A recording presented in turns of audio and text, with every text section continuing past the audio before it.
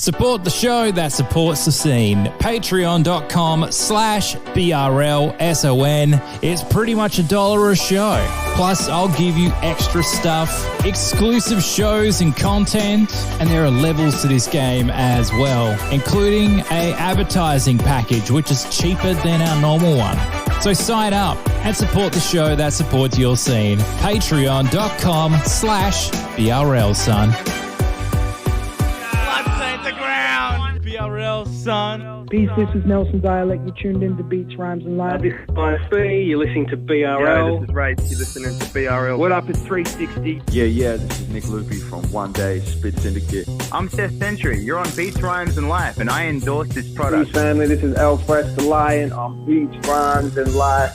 Stay tuned. This is where hip hop lives. Is BRL all across Australia on the Community Radio Network. And now joining us on the phone is a gentleman that has a very, very well-respected name within the Australian hip-hop community. Different vibe on this project, and we're going to talk to him about that in just a sec. But joining us on the program is Plutonic Lab. How you doing? Hey, mate. How's it going? Not too bad. Welcome back. Yeah, cheers. Thanks for having me back on.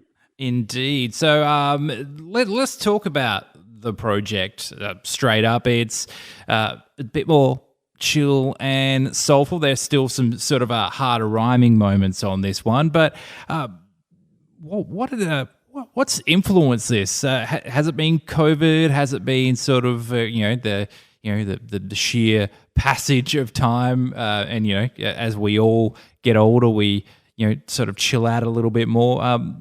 What has made this project kind of like the chill, almost soul record that this is? Probably a few things, like maybe some collabs that I've been doing over the last few years. I actually started with the Black Milk track, which is kind of the hardest track on the record. Yeah. And I don't know, I just kind of like took a departure from that pretty much. So instead of like making music to match that in its kind of toughness, I suppose, I kind of just like wanted to just steer off into a completely different direction. And the more collaborations that I did with, I guess, sort of soul artists and more orchestration and stuff like that, I kind of sort of kept leaning towards that sound as I went along. So I don't know. I'm not really sure. Like, I think it's just kind of like just maybe the development of me as an artist and my interest. Not to say that I'm not into making harder records. That's always on the cards, but it's kind of nice to flex some other skills and some songwriting and stuff. Indeed. Here and there, so yeah. Absolutely, and it's there's still the smoothness, and you can hear the fact that you're playing. You're playing most of the live percussion on this, aren't you?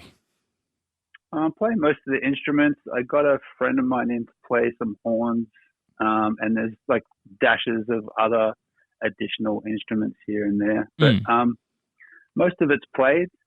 Actually, all of it's played. I don't think there's any samples in it.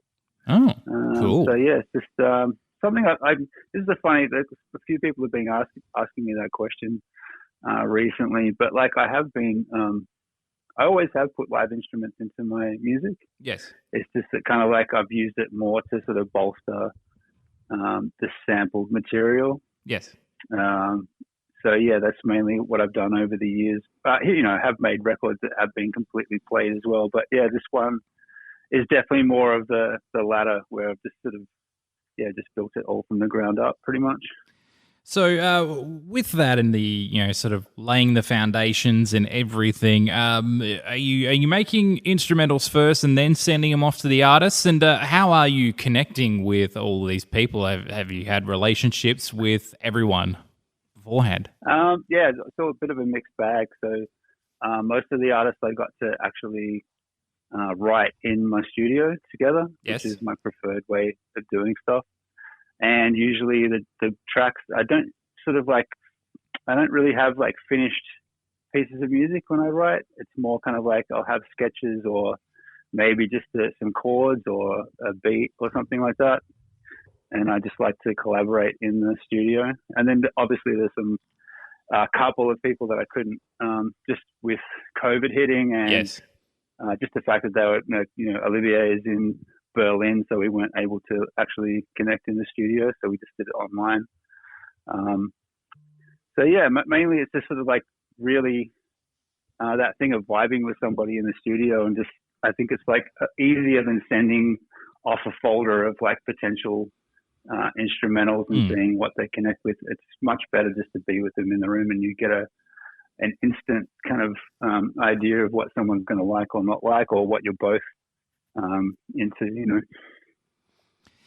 If that were me, and I'm definitely not a producer at all, that feels like that's the best way to do it, is like organically in the room, sort of having been around a couple of sort of Perth projects way back in the day. So,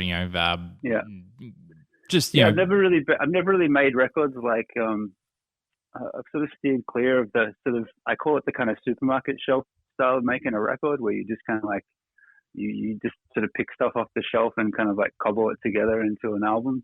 I'd rather actually just work with someone from the ground up and, you know, make it sound like something that like lives in the same world, I guess. Absolutely. So as you said, sort of the collaboration and having everyone in the studio, Melbourne being just the worst hit, including currently with a yet another lockdown for you guys. Just ticking time bomb, I guess, for all of us. which is like, look. At this point, I'll take Will Anderson's sort of idea about it, which is basically. For everybody outside of that, I'm just going to kind of not make any comments, because at that point it's not like not like bloody Melbourne again. It's just more like, you poor sons of bitches. I don't know. I mean, who knows how? We got to open up at some point, right? So who knows? That's why I say ticking time bomb, because it's like that. That's the intro to Lahane, So Far So Good, when you're falling towards Earth. I don't know, something like that. It's just like, we're okay at the moment, but and who the hell knows what's going to happen. And you hear stuff like that from everybody who's any Melbourne artist that I've actually spoken to over the course of the last 12 months, really. And there are those kind of really dark yet really sort of artful comments, just like the one you made. And I was like, oh, bro, you guys have had a lot of time to think about stuff. Yeah, true. It's so... it's funny.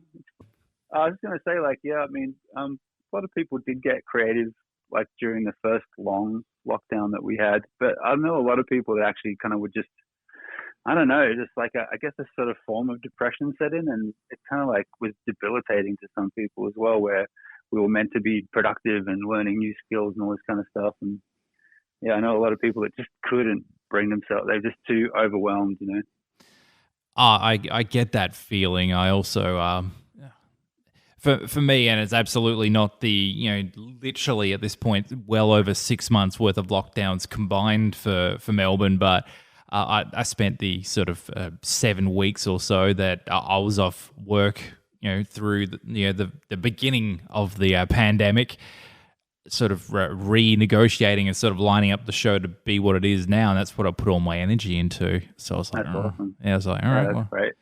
And it is what it is now. So I'm guessing I'm one of those people. I at the same time, I put on the COVID 15 pounds and all that kind of stuff as well. Yeah. We've all watched all of the internet and eaten all of the donuts. Oh yes, absolutely. So it's not like I came out the other side with like 6-pack abs and like a new view on life. I'm still a miserable prick. Absolutely. So and I'm still wildly antisocial. It's just it's why I sit and talk to people on microphones weekly. Yeah, this is my socializing apart from my real life job. But I wonder if it's made everybody a little agoraphobic. I in all honesty, and I'll share this with the audience, that if I didn't work FIFO, I think I would have become way more agoraphobic, as opposed to like, I have to go outside to get in a cab to fly to another place to work. And at that point, you have to be social with your work group because how else are you going to get through those 12-hour days? Yeah. So, yeah, that helped. But for people who've sort of kind of been sitting on the sideline for like the most part of the last 12 months, I'm just like, bro, that would suck so bad. But we've got a great project out of it. Now, was this sort of made throughout this time period we've been talking about, or was this pre-COVID, or how's that sort of gone? Some of it was pre. Like some have been sitting on for a little while and not really knowing what to do with it. And I guess that's where the idea for the title of the record came from as well. It's like the new ruins. Like these are just kind of things that I had that didn't know where to put them, kind of like where they belonged in a project or something. But so I had a couple of those things, and then the rest I made in kind of like, they were put together within the last 12 months or so. So yeah, the collaboration with Malou I did just before the first lockdown last year. And I already had the Natalie Slade song, but it wasn't completely finished, and I already had the Black Milk track as well. Yes. And everything else since then has been, recorded throughout that period. Everything else has been on just when people have visited Melbourne, and I've managed to get some sessions in when it hasn't been too crazy, and just slowly chipping away at it. Indeed. So, the project itself, it is available everywhere now, isn't it? Yep, it's all digitally streaming on all the streaming things, and there's a pre-order up for vinyl as well. Yes, everyone loves a vinyl. Which is on Bandcamp. Indeed. You give that Bandcamp a plug so people can go and get that vinyl. I think it's either on the Low Key Source Bandcamp page or on my own Bandcamp page, which is just / Plutonic Lab. So, go and cop the hard copies. And as we always mention, maybe Bandcamp can start sponsoring us. We mention them every time, but it's always best for the artist if you buy from that service. Yeah, I think it's just it's just like a really good streamlined setup for most artists, I think. Especially, if you're an indie. I know I'm doing some stuff with some majors, sort of like a distribution, and they don't really like it. They don't really like messing with it. But there's so much great independent music out there now, and people have learnt to kind of just do it themselves and not be reliant on like a label. And I guess digitally you can be your own distributor anyway. Absolutely. So, a lot of pluses there. Indeed. So, get around that. And of course, we had Record Store Day the other week as well. So once again, cop those vinyls and hard copies. But Plutonic, thank you very much for joining us on the program. No problem. Thanks for having me, man. Dropping EDM, hip-hop, and a bunch of best beats programs around. If you want bangers, you'll be in the right place with Tune One. Tune1.com.au. That's tune1.com.au. Tune One, proud show sponsor.